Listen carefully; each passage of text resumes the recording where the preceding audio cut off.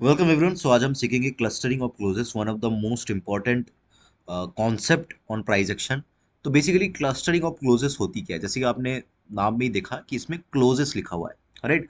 तो क्लोजेस मतलब डेफिनेटली इसमें हम जो है कैंडल की जो क्लोजिंग है उसके ऊपर काफी ज्यादा ध्यान देंगे। तो क्लस्टरिंग ऑफ क्लोजेस बनती कहाँ पे है वो पहले जान लेते हैं। क्लस्टरिंग ऑफ क्लोजेस किसी भी ट्रेंड के एंड में बनती है, राइट। मतलब जब ट्रेंड एंड होने वाली है तब उस जगह पे हमें क्लस्टरिंग ऑफ क्लोजेस देखने को मिलती है। डेफिनेटली जब तक ट्रेंड एंड नहीं होती उसके बाद एक जो रेंज नहीं बनती या फिर नीचे नहीं आती तब तक हम कंफर्म नहीं होंगे कि ये ट्रेंड एंड हो चुका है, राइट। तो बेसिकली क्लस्टरिंग ऑफ क्लोजेस हमें ये इंडिकेशन देती है कि ये ट्रेंड जो है ये ट्रेंड कहीं ना कहीं खत्म हो सकती है। तो बेसिकली एक ट्रेंड के एंड में जो है क्लस्टरिंग ऑफ क्लोजेस आपको देखने को मिलेगा। क्लस्टरिंग ऑफ क्लोजेस बेसिकली एक बॉक्स होती है, ठीक है, जिसके अंदर नैरो रेंज कैंडल्स या फिर आप बोल लीजिए कि जो है हमारा बेस कैंडल, राइट। ये कैंडल ज्यादा आपको देखने को मिलती है। मार्केट अप साइड में होगी, बहुत तेजी से मार्केट ऊपर जा रही है, और एक टाइम पे जाके मार्केट एक बॉक्स में अटक जाएगी, और उस बॉक्स के अंदर आपको ये किसी भी टाइम फ्रेम में हो सकता है। अगेन आई एम सेइंग, ठीक है, time frame doesn't not matter, but as I always say कि टाइम फ्रेम जितना लोगे उस हिसाब से टारगेट मिलेगा, तो वैसे ही आपको ट्रेड करना है। तो ये एक बॉक्स बन जाएगी। इस बॉक्स के अंदर आपको नॉर्मल कैंडल्स भी दिखेंगे, एक्साइटिंग कैंडल्स भी दिखेंगे, लेकिन मोस्ट ऑफ द टाइम आपको, मतलब अगर आप देखोगे तो एटलीस्ट 50-50% तो होना चाहिए। अगर ऐसा है कि अगर ये रेंज बना है, देखो, कब ये क्लस्टरिंग ऑफ क्लोजेस नहीं होगा, जब इस बॉक्स के अंदर आपको सपोज कर लो कि चार कैंडल्स दिखे जो कि बॉडी वाले कैंडल्स से 50% से ज्यादा, और 50% से कम वाले आपको तीन दिखे, तो इसके अंदर डिफरेंस कितना हो गया, ये कम है, राइट। ये ज्यादा होना चाहिए। अगर ये कहीं ना कहीं चार और चार हो, अगर चार बॉडी वाले कैंडल है और चार ग्रीन वाले कैंडल है तो भी चलेगा, या फिर मतलब नैरो रेंज कैंडल है तो भी चलेगा, या फिर रेड कलर की नैरो रेंज है या फिर ग्रीन कलर की है, doesn't matter, colour doesn't matter, but narrow range candle होनी चाहिए। और अगर चार और दो है, सॉरी, चार और छह या फिर आठ है, इट इज मोर बेटर। तो बेसिकली एक ट्रेंड के एंड में, मतलब अप ट्रेंड हो या डाउन ट्रेंड हो, उसके एंड में आपको एक बॉक्स बनता हुआ दिखेगा। उसके अंदर आपको नैरो रेंज कैंडल ज्यादा दिखेंगी, बॉडी वाले कैंडल्स कम दिखेंगी। उस पूरे जोन को जो है हम नैरो, जो पूरा पूरा की जोन बनेगा उसको हम क्लस्टरिंग ऑफ क्लोजेस बोलते हैं। अभी बस इसके अंदर इतना ही नहीं है, इसके अंदर और एक चीज नोटिस करने वाली होती है। वो ये है कि इसके अंदर आपको जो कैंडल्स बनती हुई दिखेंगी उसके अंदर जो कैंडल्स की क्लोजिंग होगी, मोस्ट ऑफ द कैंडल्स की क्लोजिंग एक ही जगह पे आपको देखने को मिलेगी। तो अगर आप एक लाइन खींचोगे उस लाइन के अंदर आपको सारी की सारी क्लोजिंग एक साथ देखने को मिलेगी। कुछ कुछ ओपनिंग प्राइस भी यहाँ पे टच होगी, कुछ कुछ कैंडल्स की हाई भी टच होगी। मुद्दे की बात ये एक ऐसा पॉइंट होगा जिस पॉइंट पे कुछ कैंडल्स की हाई टच हो रही होगी, कुछ कैंडल्स की ओपनिंग टच हो रही होगी, और most of the time almost सारे कैंडल्स की, मतलब अगर मैं बोलूँ तो 50% कैंडल्स की एटलीस्ट इसके अंदर जो है क्लोजिंग टच होनी चाहिए एक लाइन के अंदर। एक तो ओपनिंग टच हो गया, एक दो हाई टच हो गया, एक दो, और कहीं ना कहीं चार पांच जो है आपको क्लोजिंग मिल गई टच होती हुई एक लाइन पे। जैसे कि अगर आप देख रहे हो ये पूरा पूरा एक रेंज है, इसके अंदर इसकी क्लोजिंग टच हो गई, इसकी क्लोजिंग टच हो गई, फिर इसकी क्लोजिंग टच हो गई और इसकी ओपनिंग टच हो गई, है ना। तो क्लोजिंग ज्यादा है इसमें। तो ये पूरा का पूरा जोन तब हमारा बन जाएगा क्लस्टरिंग ऑफ क्लोजेस। ये एक बॉक्स रेंज बन जाएगा, इस बॉक्स के ब्रेकआउट पे आप ट्रेड ले सकते हो।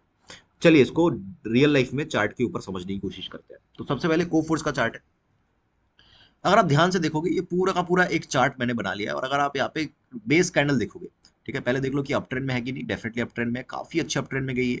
लगभग लगभग 3,000 से ये 4,000 के आसपास गई, 1,000 पॉइंट की रैली। देन यहाँ पे बनी हमारी क्लस्टरिंग ऑफ क्लोजेस। पहले क्या देखना है, पहले ये देखना है कि मार्केट के अंदर जो है कितने कैंडल्स जो है नैरो रेंज कैंडल्स बने हैं, या फिर बेस कैंडल। एक, दो, तीन, चार, पाँच, छः, सात, आठ, नौ, 10। डेफिनेटली इसमें नैरो रेंज कैंडल जो है वो ज्यादा है। It's a clustering of closes. क्यों? क्योंकि अगर आप ऐसे एक लाइन खींचोगे यहाँ पे, तो let me just draw the line only. तो यहाँ पे अगर आप ऐसे एक लाइन खींचोगे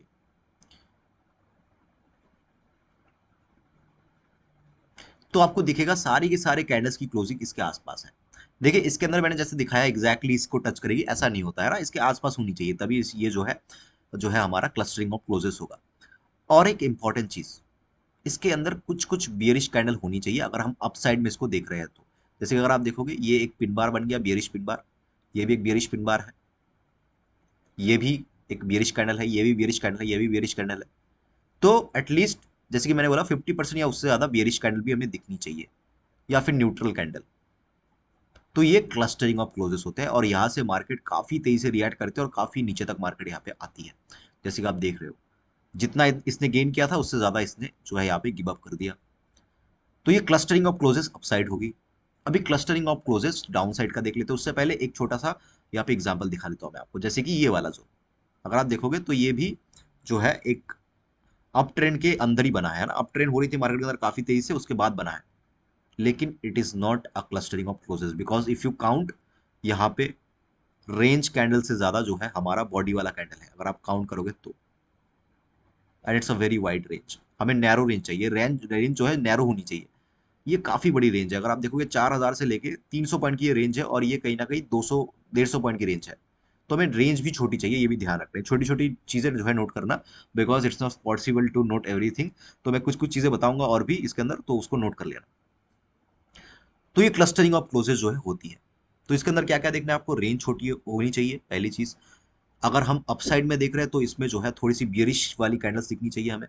क्लोजिंग हमें एक पॉइंट पे चाहिए, इसके आसपास चाहिए, तो ये क्लस्टरिंग ऑफ क्लोजेस होगी।